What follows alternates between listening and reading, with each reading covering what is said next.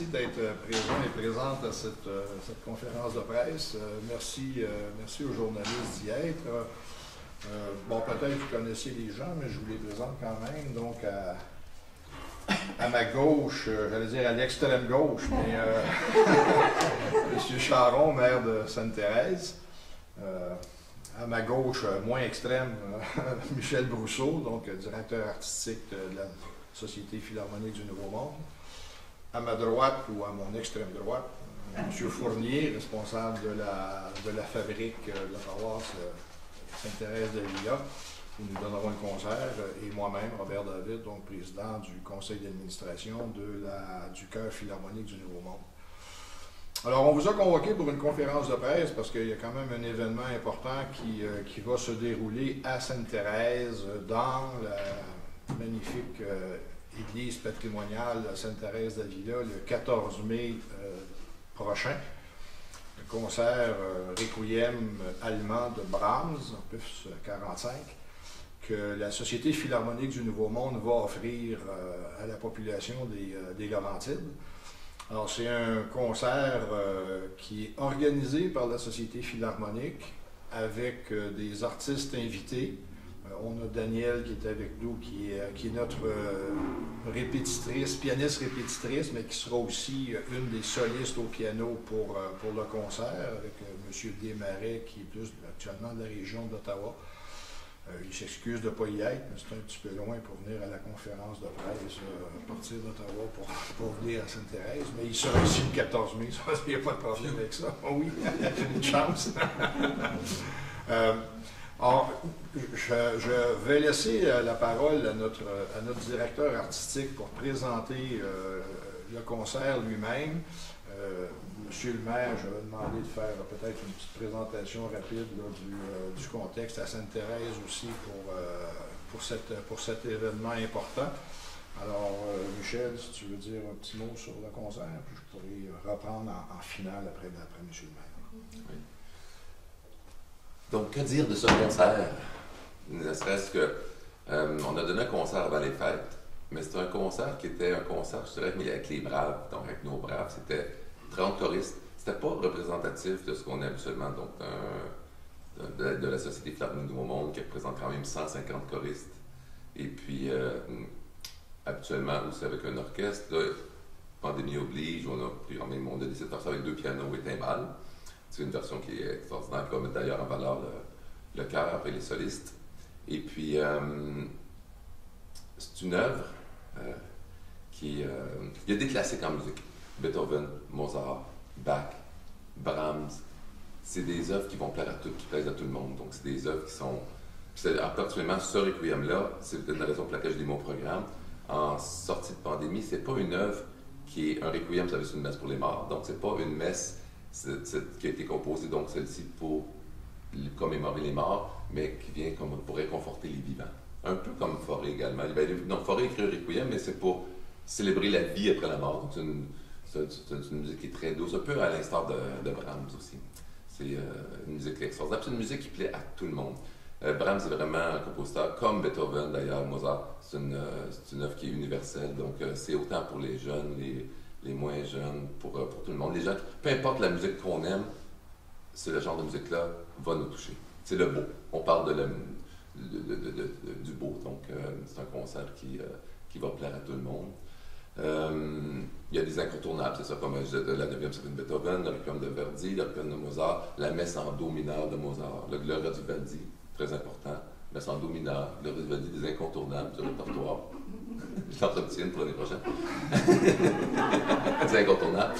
Et le requiem allemand de Brahms, qui est l'œuvre majeure du phare de Brahms, c'est quand même l'œuvre la plus longue. C'est une œuvre qui dure 80 minutes, c'est pour ça qu'on a juste cette œuvre-là au programme. Puis on a la chance d'avoir des artistes comme Daniel Maisonneuve, Jean Desmarais, qui vont être au piano, qui remplacent un orchestre, qui vont être le pathos sonore, comme on dit chez Brahms. Et on a aussi donc les solistes qui vont être Suzanne Taffo, soprano, et puis Pierre-Étienne Bergeron, qui va être baryton. Et puis, donc, bienvenue à tous. Et puis, ça va être un événement donc mémorable. Et surtout notre premier concert qu'on se retrouve tout le monde ensemble, c'est important. il va y avoir quelque chose sur scène, parce que c'est la première fois, comme je disais, on s'est vu en décembre, mais là, d'avoir la SPNM, donc, et je pense que je vais faire une recherche, peut-être que je parle à travers mon chapeau, mais je pense que la SPNM, c'est la formation chorale la plus imposante, la plus importante en nombre au Québec, si je ne me trompe pas. On est quand même 150 choristes en tout. On parle du concert de Sainte-Thérèse, mais ça regroupe quand même 3 chœurs, Sainte-Thérèse, Montréal et Ottawa. Et puis tout le monde ensemble, ben, c'est une grande famille qui, on parle de 150 choristes. Donc d'ailleurs, le concert sera, même si on fait la promotion du concert du 14 mai, sera également donné le 28 mai à Ottawa et le 4 juin à Montréal. Alors, bienvenue à tous. Monsieur le maire? Oui, je me suis préparé un petit mot. Alors, comme vous savez, Sainte-Thérèse est une ville d'art, de culture et de savoir. Et que serait une ville d'art et de culture sans une institution aussi prestigieuse que la Société philharmonique du Nouveau Monde, qui nous permet de goûter ici à Sainte-Thérèse, dans notre magnifique église, aux musiques écrites par les plus grands compositeurs du monde, et plus particulièrement ce 14 mai, là, à l'émouvant Requiem de Brahms. C'est pourquoi je tiens à remercier tous ceux qui nous font l'honneur de tenir un concert aussi prestigieux à Sainte-Thérèse, à savoir tous les choristes, solistes, musiciens, maestro Michel Brousseau, que je connais de longue date, qui dirige de façon experte ce magnifique ensemble, le président du conseil d'administration, M. Robert David, tous les bénévoles, les membres du conseil d'administration, et sans oublier aussi M. Jean-Pierre Guindon, qui a fondé en 1961 les Chanteurs de Sainte-Thérèse, qui est devenu aujourd'hui le chœur philharmonique du Nouveau Monde Basse-Laurentide. Donc merci à tous d'avoir choisi notre belle église pour présenter ce concert-là. Ça contribue à faire rayonner notre ville d'art et de culture. Je n'ai pas le verbe d'un politicien aguerri, là. Mais je veux donner notre paroisse. On a la chance d'avoir une église patrimoniale. Forcément, une église, c'est un lieu de culte, c'est un lieu pour les catholiques pratiquants qui puissent se regrouper, prier et, en tout cas, se rentrer en contact avec leur croyance, leur Dieu.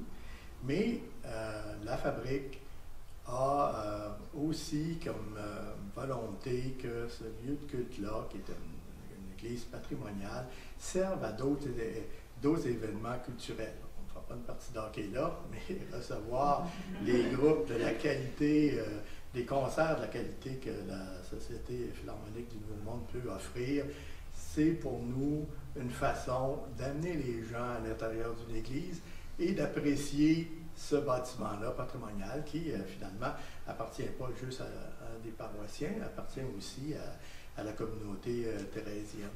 Donc, oui, quand M. Robert m'a contacté, on a négocié fort, mais on était totalement ouverts et je dois mentionner que pour louer l'église, une église, on doit à chaque fois aller chercher la permission de l'évêque.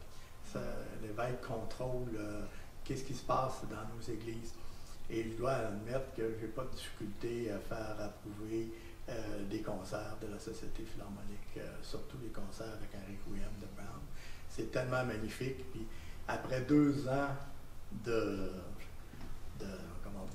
pandémie, puis de rien, à voir ça, ça va être une bénédiction pour non seulement nos paroissiens, non seulement pour les citoyens de Sainte-Thérèse, mais pour tous les gens de la région.